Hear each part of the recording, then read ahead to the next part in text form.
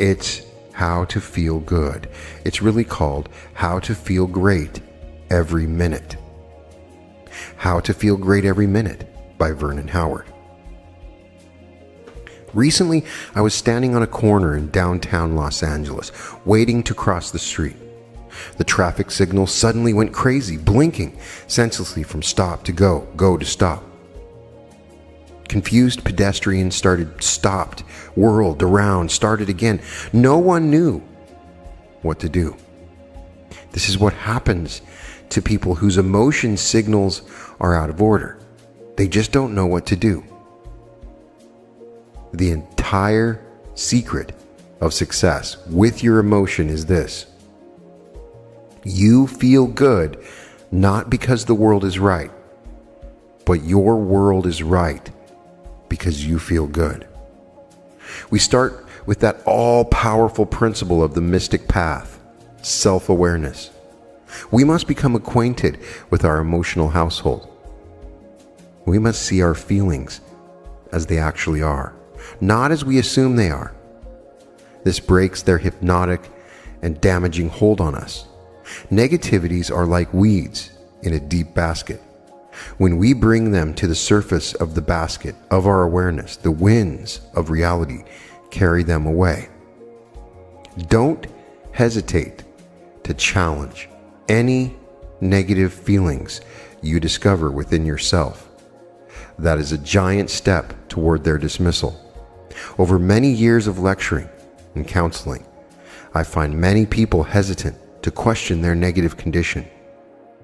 They fear there may not be an answer, but we must dare to ask anything and everything, especially when suspecting that the answer may be contrary to our present opinion. This gradually awakens the intuitive self, which explains everything to us. What a pleasure to hear someone frankly admit a confusion in order to clear it. Example, I don't understand.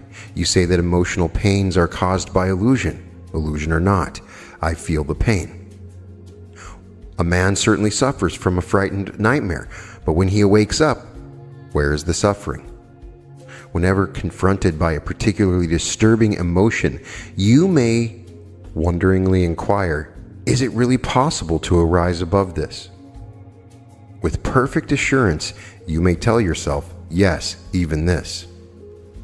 How to understand negative emotions.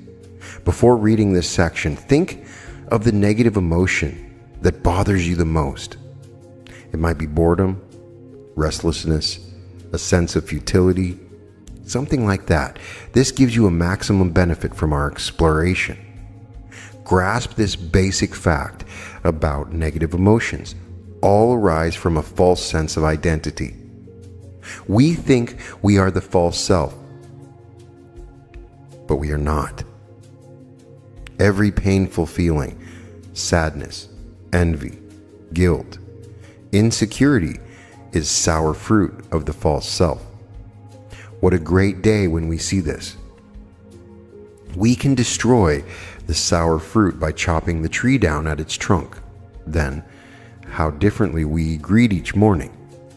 It helps to see that there's no such thing as a single negativity in a man. The frightened person will also be defensive. The discouraged man will be nervous. Negativities are like marbles in a jar. Though they appear individually, they are all part of the self-enclosed ego self. This is more good news, for as we crack the jar, away roll many negativities. Take hostility. Hostility is simply an aggressive expression of despair and heartache. When the heartache goes, so does hostility. An obvious fact about negative feelings is often overlooked. They are caused by us, not by exterior happenings. An outside event presents the challenge, but we react to it. So we must attend to the way we take things, not to the things themselves. It is our happy responsibility to react constructively. We destroy painful emotions by becoming fully conscious of them. We must see them clearly, without evasion, without any reaction whatsoever, to whatever we see within ourselves. This seems to connect with the technique of impartial self-observation, which you speak about so often. Exactly. Passive self-examination brings negative feelings to the surface of awareness. We see them as being within us, which begin to destroy them. We become conscious of what was previously unconscious. Let's take an everyday example. Suppose you resent someone for pushing ahead of you at the checkout line at the grocery market. If you do not observe this resentment, you suffer from it unknown to yourself. It has happened. But suppose you're an earnest student of the mystic path. On the way home, you observe, I was actually resentful. I really see it. Now, you have stood apart from yourself and observed the resentment objectively. This clear recognition has already weakened the resentment, for you have seen it, not as part of the real you, but as a holdover from the old habitual conditioned self. The mystic path is for heroes. Noticing our negativities is a curious process. It is like seeing a shadow and taking it as a frightening phantom. If you look closely, you see it as merely shadow, but refusal to look at it perpetuates the painful illusion of a frightening phantom. This is the awful state unnecessarily endured by millions of unawake people. They suffer without knowing why. My own early experiences show that advancement to a higher level of freedom is often triggered by a rebellion against the existing lower level. Simply stated, you get fed up with the pain of the lower level. You start not to live that way anymore. You get tired of enslavement to a habit. Everything you have done in the past fails to break the habit. So you dare to try a new way, such as understanding how and why habits are formed. That new understanding breaks the habit. You must rebel constructively. Do not direct your rebellion against people or conditions, rather against your own fear of people and conditions. Perhaps someone in your life bothers you. You need not get mad at him or her, but you need to say silently to this person and to yourself, from this day on, I will no longer sacrifice my natural integrity to you. From now on, I am living my life. I will no longer barter my true individuality in order to please you and to hold you. Take me or leave me, but you'll have to take me as I am. When silently spoken with insight and without hostility, this speech begins a tremendous transformation within. In his essay, Self-Reliance, Ralph Waldo Emerson declares, "If you are true, but not in the same truth with me, cleave to your companions. I will seek my own. I do this not selfishly, but humbly and truly. However long we have dwelt in lies, now your interest, mine and all men's, is to live in truth. Does this sound harsh today? You will soon love what is dictated by your nature as well as mine, and if we follow the truth, it will bring us out safe at last." The mystic path calls for heroes. To perform deeds of valor on the battlefield is not necessarily heroic. Authentic heroism is inner action, unseen and unapplauded by men. It consists in a willingness to wade, if necessary, through 1,000 personal blunders in order to reach the next elevation. The basic heroism is an agreement to higher truth. How to detach distress. A story from Taoism tells of a carefree band of horses which galloped spiritedly around the hills and meadows. They dined on green grass and drank clear water from cool streams. Living freely and naturally, they lived contentedly. Along came a famous horse trainer named Polo. He captured the unsuspecting horses, declaring, "I know what is best for them." He bridled the horses, decorated them with cheap ornaments, gave them numbers. Then he made them perform in public. They were forced to trot about in precise formation to the crackling commands of a whip. The once carefree horses turned into mechanical performers, tired, sick, and afraid. That is how modern society regiments man, and that is why he is tired and afraid. How can we regain our natural and spontaneous feeling for life? through the dynamic principles of the mystic path, like this starting one. You have never been discouraged or depressed. You never have and never will make a mistake of any kind. The clue is in the word you. As we have seen, man's whole difficulty lies in the false sense of identity. He wrongly takes himself as the negative false person, but in reality he is his true self, which can no more be negative than an angel can be impure. Here is how the mistake proceeds in man's emotional life. A feeling of sadness arises. The man immediately identifies with it. That is, he takes himself as the feeling. He thinks he is this feeling, which he is not. He doubles this error every time he says, "I am sad." The more he says it, the sadder he feels. The sadder he feels, the more he says it.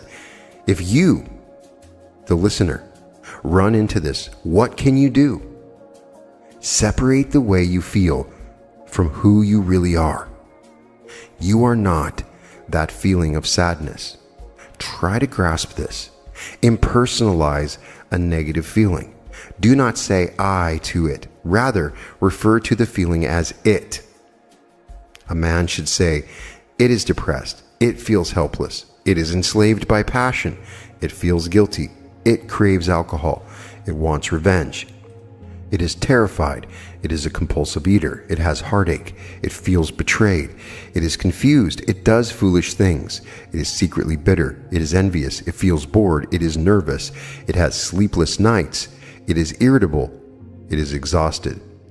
Do you see what this does? It separates the false you from the real you.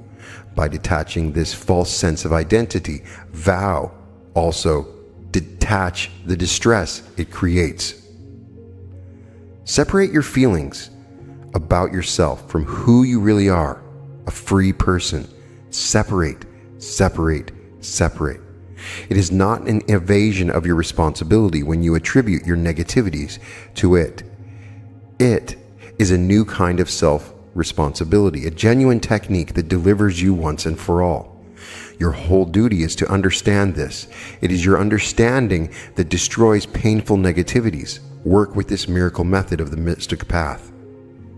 The cure for depression. My chief negative emotion is depression. What causes it? Follow carefully.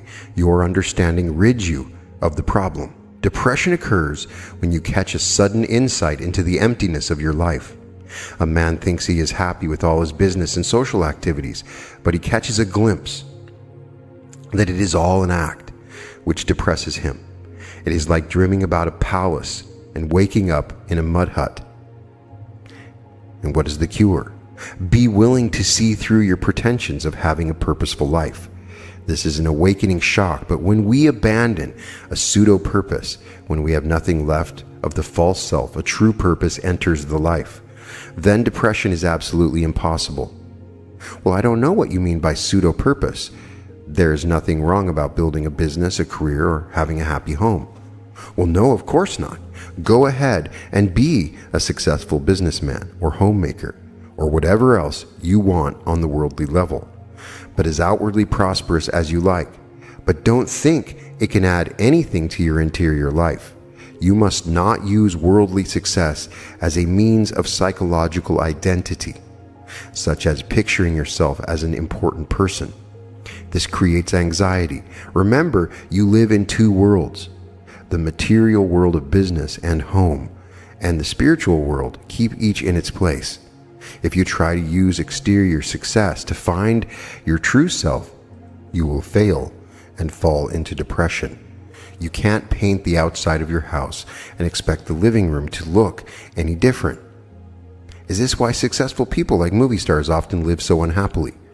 They get depressed because they catch a glimpse of their inner poverty. This frightens them, for they fear there is nothing besides this showy sham. There is something else. We find it by daring to abandon the false. Then we have no problems whatsoever with our exterior affairs. This is what the New Testament means by seeking first the kingdom of heaven. But no one really pays attention, do they? That is why everyone suffers from depression. Work with these ideas so that you don't suffer. Let's pause to inquire into the reason for our investigation of negative emotions. Why spend so much time discussing unhappiness? The reason is, it finally awakens us to the very life we seek. We cannot become happy by altering our exterior affairs any more than we can improve our handwriting by getting a new pen. The understanding of unhappiness brings happiness. To see what is false is also to see what is true. We are exactly where we have chosen to be, but we belong where our original nature longs to be. Surprising facts about desire. The average man's day is characterized by strained efforts to fulfill inner desires through outer supplies. He is surprised and hurt when outer supplies are denied. He rarely suspects the base of the problem. He assumes that it lies in exterior availability when it really resides in his own desire. Mystical teachings about desire are frequently misunderstood. Those who read mystical literature are urged to be free of cravings. They react, but my whole life centers around wanting things and going after them. What would I do without my desires? Mysticism explains, no, do not try to extinguish all desires, but try to separate the healthy from unhealthy. How can you tell the difference? Watch them. Notice what they do to you. A false desire is painful, compulsive, nervous, angry. It keeps you running, but you don't know where. A false desire masquerades as real fruit, but it is artificial. It cannot satisfy hunger. Healthy desires, mysticism continues, are quite different. They also activate you, but you run in a straight line, not in a circle. It is healthy to wish for greater self-understanding. It is just fine to desire a better life. It is healthy to yearn for the way out of your haunted house. Freedom from compulsive desire is next door to heaven. How would you, the listener, feel right now if you were free from a certain craving? Do you see the magnificent possibilities? If people involved themselves only with necessary things, they would, with one stroke, cut away 90% of their emotional griefs. But they mistake wants for needs. Genuine wants, such as for food, rest, recreation, create no problem. Being normal needs, they are easily satisfied. But false appetites arise from the false self. Keep the seeker anxious, even when obtained. One way to see a worthless goal as worthless is to obtain it. The child soon feels that he really didn't want the bee. The identity of these needless cravings may surprise some people. You need not crave to be appreciated. It makes no difference whether you are popular or not. There is no need to lead the band. If you could peer into your original nature, you would see that you haven't the slightest desire to lead the band, whether socially, commercially, or intellectually. Your inner self is quite content to remain in the ranks as a flutist or drummer. It is the ego self that insists upon being the drum major. It is a sign of psychic expansion to be unconcerned with your position among the ranks of men. As long as we are spiritually in place, we don't give a hoot about our position in the earthly band, and that is when we enjoy the march and the music. Every man senses the truth of this, but there is another part of him that dislikes the idea.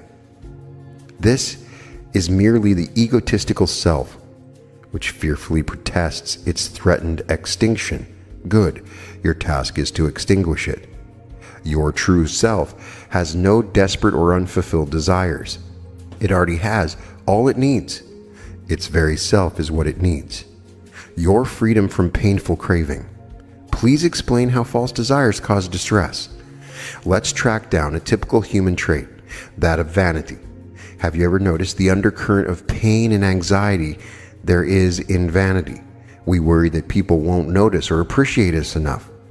Now, vanity feels the false self, which has an endless appetite.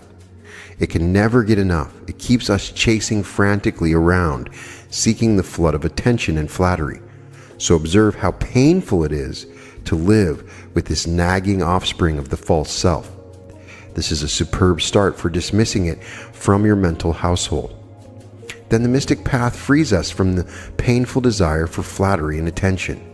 Trying to flatter a mystic is like praising an apple for creating itself. The mystic has extinguished identifications with his ego self. He sees his own dependency upon a power far beyond himself, and so he has no worries in the human relations. He's not nagged by self-centered demands upon others, and that incidentally is a state of genuine love. You love someone only when you don't want something from him. The lopping off of false desire provides new, amazing command in your human relations. Other people have no power over you whatsoever. With full integrity, you face anyone with confidence. By not hungering for Mr. A's approval, you are free of him. By no longer needing Mrs. B to dispel your loneliness, you are happy with her or without her. There is only one real desire: to know what is true, to be spiritual. No more of materialism, no more of this egoism. I must become spiritual, strong, intense, must be the desire. If a man's hands and feet were so tied that he could not move, and then if a burning piece of charcoal were placed on his body, he would struggle with all his power to throw it off. When I shall have that sort of extreme desire, that restless struggle to throw off this burning world, then the time will have come for me to glimpse the divine truth. In summary, compulsive cravings are part of the artificial self, but as we awaken, they dry up because they no longer have a source. It is a wonderful experience to see them vanish forever. We are then left with healthy desires in which there is no pain and which serve our genuine interests. The only answer to anger. A compassionate king wishes to help the poor citizens of his land. He was also a wise king. He refused to hand out unearned benefits, knowing how they corrupt human nature, so he set up bountiful stores of food and clothing at one end of a long, dark valley. All along the trail he placed straw men, each one more fierce-looking than the last. The citizens who dared to face and pass by the fierce figures received their share of the reward. This is what we must do. When faced with emotional barriers, we must become aware of their flimsy falseness. If we really do this, unwanted emotions level and disappear like a sandcastle before the waves. You eventually reach a very interesting state. You will have no time to fool around with things that used to bother you. You ignore them. You pass by. You smile in amusement at the childish attempts of fear and worry to drag you down. You calmly see they have no power whatsoever to touch the new you. In this advanced state, a businessman is not afraid of competition or poor commercial conditions. A wife is unafraid of her husband or children or relatives. A husband is without anxious feelings toward his employer or friend. A single person is no longer preyed upon by loneliness. A citizen is free of apprehension toward a domineering government or worldwide threats. On this higher level, no one is afraid of anyone. Then can men have no more power over us, because they can neither take us by our desires nor by our fears. Do you see something of extraordinary depth in this declaration of Francois Fenelon? You know, Mr. Howard, I feel free in those classes to speak about things I usually hide. Take anger. I try not to get mad, but fail every time. I would like to hear what you have to say about this. You must stop trying not to get angry. This is suppression, which only makes it worse. Whenever you are angry, be angry without condemning yourself for it. Listen carefully, please. You do condemn yourself for being angry. That is why you hide it. You have an ideal picture of yourself as being a peaceful person, a non-angry person. So whenever anger arises over something, it shocks you. You are shocked because the actual anger clashes with the imaginary picture you have of being a non-angry person. Because you don't like giving up this flattering and phony picture, you get angry often. This is so utterly new. I want to think about it, so I must now give up my pretentious picture of being a non-angry person. You can do this by observing your anger without identifying with it. Simply watch it come and go without shame or comment. This is the only way in the whole wide world you or any other person ever frees himself of anger. And it is quite necessary that you free yourself. Well, as you say, we can't be angry and happy at the same time. You can be happy right now. Why does man feel so bad so often? What is wrong with our emotions? Nothing wrong, says mysticism, that mental clarity cannot cure. The problem is man's insistence upon feeling a fact before establishing that feeling upon the foundation of reality. A psychological fact cannot be felt correctly until we first understand it. To place feeling before understanding is to cause tragic illusion. We can be happy in the here and now. That is a fact. We rightly grasp this fact by seeing that happiness is a state of non-illusion, of seeing things as they are, not as we are. With this foundation, we feel happy permanently. But suppose we hear the fact and try to feel it without seeing what it means. In this case, the wild imagination projects all sorts of false ideas about happiness. For instance, that it comes through wealth or power. We may feel excitement at that, but sooner or later it collapses. This is important enough to review. Do not try to feel a fact until it is personally understood. Do we try to feel the beauty of a symphony before reaching the concert hall? We must stop reaching for emotional sensations. They deceive. They prevent us from experiencing the fact which produces the genuine feeling. An emotion based on reality is permanent. It never fluctuates with exterior changes. A false feeling is as shaky as the mirage of an oasis. A genuine feeling comes spontaneously when we sight a real oasis. This feeling cannot be shaken because the oasis itself cannot be shaken.